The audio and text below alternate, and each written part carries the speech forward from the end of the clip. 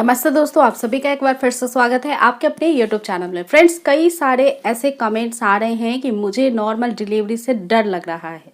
डर किस बात का? दर्द ज़्यादा होगा या कम होगा? दर्द इस बात का कि आपको कट लगेगा या नहीं लगेगा निचले प्राइवेट पार्ट में जब आपकी नॉर्मल डिलीवरी होगी। ये सारा डर इतना ज़्यादा कई सारी महिलाओं को हो जाता है कि वो सिजेरियन सेक्शन का प्लान करने लगती हैं। तो आज इसी डर को दूर करने के लिए मैं ये वीडियो बना रही हूँ। सेपरेटली आप समझ पाएँ कि नॉर्मल डिलीवरी अच्छी होती है सिजेरियन डिलीवरी। सो फ्रेंड्स, मैं आपको ये बता दूं कि नॉर्मल डिलीवरी सबसे अच्छी होती है, क्योंकि नॉर्मल डिलीवरी में आपको रिकवरी का समय काफ़ी कम लगता है।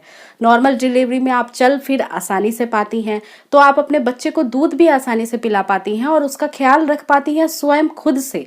लेकिन सिजेरियन सेक्शन में ऐसा नहीं होता है। सिजेरियन डिलीवरी में आपको कई समय तक लेटे रहना पड़ सकता है, आप दूसरे के ऊपर डिपेंडेंट रहती हैं, आपको रिकवर होने में टाइम भी ज़्यादा लग जाता है। तो इसके अपेक्षा हमेशा नॉर्मल डिलीवरी को ही आपको सिलेक्ट करना चाहिए। और अब बात करते हैं दर्द के बारे में। तो देखिए, नॉर्मल डिलीवरी के दर्द को कम करने के लिए या फिर आपको जल्दी से नॉर्मल डिलीवरी होने के लिए, क्योंकि नॉर्मल डिलीवरी के लिए आपके सर्विक्स का 10 सेंटीमीटर डायल्यूट होना जरूरी होता है। तो इस पे मैंने बहुत सारे वीडियो बताए हैं, आपको कैसे एक्सरसाइज करना है, कैसे आपको लाइफ स्टाइल करना है ताकि आपका सर्विक्स का मुंह जल्दी खुले और नॉर्मल डिलीवरी हो। तो उसके लिए वो सारी वीडियोस को भी चैनल पे जाके देखना आपके लिए बेहद जरूरी है, जो आपके लिए बहुत ज़्यादा हेल्पफुल हो सकते हैं। अब मैं ये बता दूं फ्रेंड्स, कई सारी महिलाओं को क्या होता है, पहले से ही कुछ एक्सरसाइज करने की वजह से आपको नॉर्मल डिलीवरी का पेन भी जल्दी आता है और आपका सर्विक्स भी बहुत तेजी से जल्दी से खुल जाता है। नहीं तो बहुत बार ऐसा होता है कि आपको 12 घंटे 24 घंटे, कई सारी महिलाओं को 2-2 दिन तक जो पीड़ा है वो सहनी पड़ती है, जो आपकी डिलीवरी के टाइम पे आपको कॉन्ट्रैक्शन पेन आते हैं। तो फ्रेंड्स, सबसे पहले हम बात करते हैं कि जब आपकी नॉर्मल डिलीवरी के लिए आप ट्राई कर रहे हैं, आपका 38 सप्ताह हो गया है और अब आपकी डिलीवरी का सिम्टम्स चालू होने वाला है। ये कुछ भी हो सकता है वाटर ब्रेक हो गया है, पानी की थैली फट गई है जिसमें बच्चा रहता है, या फिर हो सकता है कॉन्ट्रैक्शंस पेन आने स्टार्ट हो गए हैं, या फिर म्यूकस प्लग टूट गया है। ये सारे सिम्टम्स जो होते हैं संकेत होते हैं नॉर्मल डिलीवरी के। तो जब आपकी नॉर्मल डिलीवरी चालू हो जाती है प्रक्रिया, तब आपको दर्द होना स्टार्ट हो जाता है। स्टार्टिंग में ये दर्द इतना ज़्यादा नहीं होता है, आप इसको बर्दाश्त कर लेते हैं और ये थोड़े थोड़े देर में आता है, बहुत जल्दी जल्दी नहीं आता है।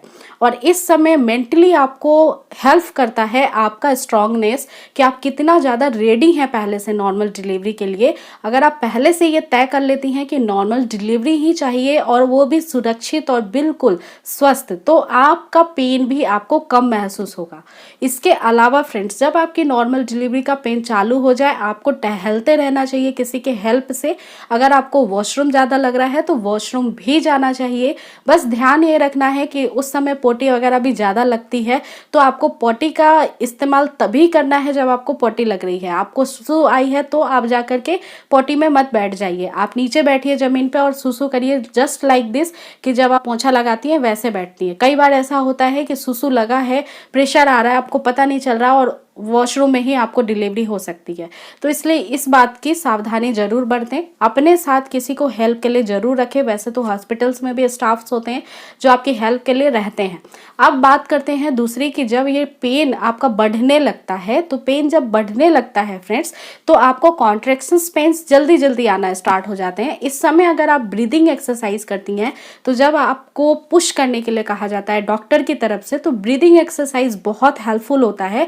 इससे जोड़ ज्यादा नीचे आप जल्दी से लगा पाती हैं और बच्चा जल्दी से बाहर आ पाता है।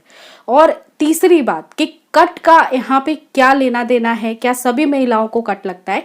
तो देखिए फ्रेंड्स, 80% महिलाओं को कट लगा दिया जाता है। इसके कुछ कारण होते हैं जो बहुत महत्वपूर्ण है, जो आपका जानना भी जरूरी है, ताकि इस कट से भी आपको डर कम लगे। सो फ्रेंड्स, जो सबसे फर्स्ट इसका रीजन होता है कट लगाने का, वो ये होता है कि बच्चे का हेड ठीक से जल्दी से बाहर आ जाए, वो रुके नहीं, अटके नहीं कहीं पे भी। क्योंकि सर्विक्स का मुंह अगर छोटा होता है जिन महिलाओं का, तो उनको तो डेफिनेटली कट लगाना पड़ता है।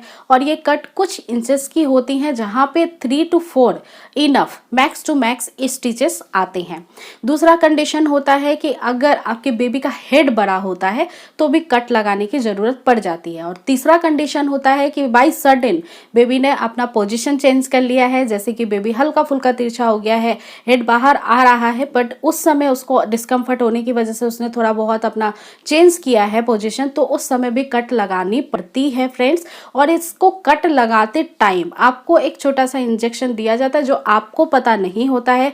आपके पेन रिलीफ के लिए इंजेक्शन नहीं होता है, पेन तो आपको आते रहते हैं, बस स्किन में थोड़े से सुन करने के लिए छोटा सा इंजेक्शन लगता है और कट लगा दिया जाता है। तब आपको बिल्कुल पता नहीं लगेगा, क्योंकि आपको कॉन्ट्रैक्शन पेन हो रहा है तो उस टाइम पे आपको इतना फील भी नहीं होता है।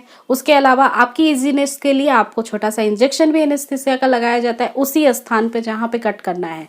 तो फिर इस सब सिचुएशन में आपको बिल्कुल भी ऐसा एहसास नहीं होगा कि बहुत ज़्यादा आपको दिक्कत हो रही है। आपको टाँके वगैरह भी लगा दिए जाएंगे जब आपकी नॉर्मल डिलीवरी हो जाएगी। उसके बाद कुछ समय के बाद आपको मेडिसिन भी लेने के लिए कहा जाता है ताकि आपको पेन में रिलीफ रहे। आपको केयर भी करने के लिए बताया जाता है कि आपको सिकाई करनी है गर्म चीज़ों से। इसके अलावा आपको जो है रेस्ट करना है, वॉशरूम यूज़ करते समय गर्म पानी का इस्तेमाल करना है, आपको ऑइंटमेंट लगाना है, ठीक है, हाइजीन मेंटेन करना है, समय समय पे पैड बदलना है, उठना बैठना झटके से नहीं है, थोड़ा सा रेस्ट करना है। तो ये जो कट होता है वो 1 वीक में सेट डाउन हो जाता है, सेटल हो जाता है, और आपका जो टाँका वगैरह लगा है, इसका पेन है या फिर अनइजीनेस है, वो सब कुछ चला जाता है 1 वीक के बाद। तो आपको बिल्कुल भी इस प्रकार से टेंशन नहीं लेना है। नॉर्मल डिलीवरी के समय डॉक्टर आपकी निगरानी करते हैं, वो आपकी हेल्थ के बेनिफिट्स की दृष्टि से वही सारे डिसीजन लेते हैं जो आपके लिए अच्छा हो। इसलिए आपको बिल्कुल टेंशन नहीं लेना है, टेंशन फ्री हो जाइए, आपकी नॉर्मल डिलीवरी बहुत ईजी से हो जाएगी। और फ्रेंड्स, आपको जो एक्सरसाइजेस मैंने बताए हैं लास्ट के कुछ वीडियो में, वो करना स्टार्ट कर दीजिए। आप फर्स्ट मंथ से ही कर सकती हैं। अगर प्रीवियस कोई भी मेडिकल हिस्ट्री नहीं है, कोई कॉम्प्लिकेशन नहीं है, तो थ्रू आउट आप एक्सरसाइजेस बिल्कुल करिए। कोई एक्सरसाइजेस नहीं हो पाता है तो 40 मिनट टहलना बहुत ज़रूरी है। टहलने से क्या होता है कि बच्चे का हेड डाउन बच्चा ठीक तरीके से कर पाता है लास्ट के मंथ में नॉर्मल डिलीवरी के लिए। तो आई रियली होप अब आप समझ गए होंगे कि आपको क्या करना है नॉर्मल डिलीवरी के लिए। डरना बिल्कुल भी नहीं है। अगर कोई भी फिर भी मन में क्वेरी आ रही है, कोई भी शंका है, तो आप मुझसे पूजा घर संसार इंस्टाग्राम की आईडी पे फॉलो करके जुड़ सकती हैं और पूछ सकती हैं। अगर ये वीडियो हेल्पफुल लगी है तो ज़्यादा से ज़्यादा शेयर, लाइक और चैनल को सब्सक्राइब अभी तुरंत कर ले, क्योंकि नेक्स्ट टाइम इससे भी ज़्यादा इंफॉर्मेटिव वीडियोस आने वाली है। सो अपना पूरा ध्यान रखिए फ्रेंड्स, टेक केयर, नमस्ते।